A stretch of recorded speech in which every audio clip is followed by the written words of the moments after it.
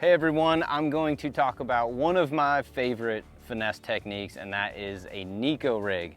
Now there's several parts to this, but before I get to the actual Neko rig, I'm going to talk about my setup that I throw it on, because that is equally as important. So my same go-to finesse presentation for kind of heavier techniques, right? Non-drop shot techniques is the Alpha Angler wrench. This is a 7-foot medium. It's got a light enough tip that I can control this bait, make accurate casts, and have really high sensitivity, but enough backbone that I can drive those little bit larger hooks. Throwing it with the Daiwa Exist 3000, super important to have a very smooth and even drag when we're talking about spinning reels, as well as very light and durable. You want a good light but rigid frame. And then the other thing is your line selection, super important. I throw a 15-pound Seaguar Smackdown braid in flash green. Now I throw the flash green so that I'm able to see it, whether I'm fishing around docks or I'm fishing around open water.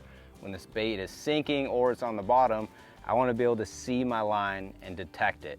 So that's one advantage of the braid. The other being the fact that it gives us a little bit more sensitivity, the low stretch, and it gives us a stronger weight to line diameter ratio. So I'm able to throw a 15-pound test that is a 6-pound diameter equivalent, and that allows me to horse those fish out of cover, because I am going to fish this bait around some types of cover. And then I'm going to a Seaguar gold label fluorocarbon leader. Now the reason we do that is we want our leader material to be virtually invisible to the fish. And so I'm gonna go either 8 or 10-pound gold label for my leader line.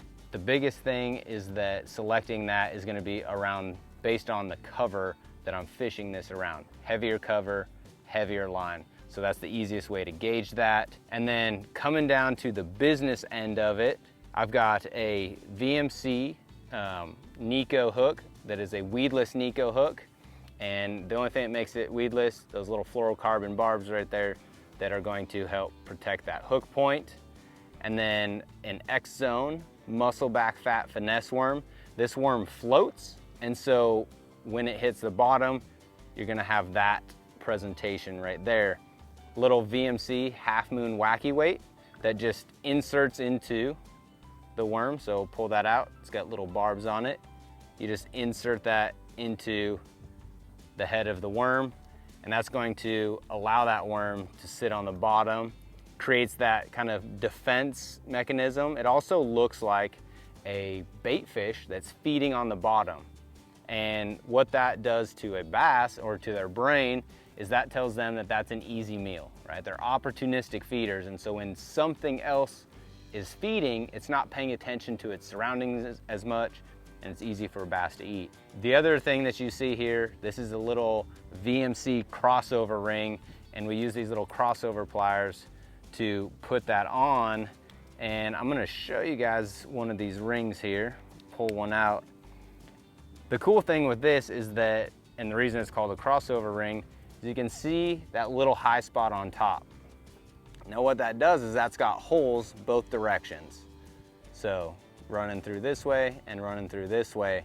And what that allows me to do is when I'm wacky rigging, I prefer that I've got the hook point this way.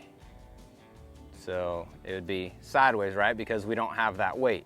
Take the weight out, your worm's gonna fall this way. You want that hook point up so that it's able to hook them in the top of the mouth. We talk about Neko rigging, we take our weight, insert it in, and now that worm is going to sit on the bottom this way, but look at our hook. It's facing sideways, and you're gonna miss a lot of fish that way. So what that ring allows you to do is take your hook and actually slide it so that now that hook point is facing up. So we're gonna have the best chance at hooking up with those fish, landing it. I'm fishing this around, like I said, docks, rock piles. It's one of my favorite finesse brush pile presentations. I actually won an Elite Series event on Sam Rayburn, fishing the Neko rig in and around heavy standing timber and brush piles, because that weight, it comes over, it pops over the brush or the limbs, and then it just drops straight back down. And so you're able to work it through there nice and slow. And those heavy pressured fisheries, this is a way to get you a lot more bites, and it also catches some of the biggest fish in a body of water.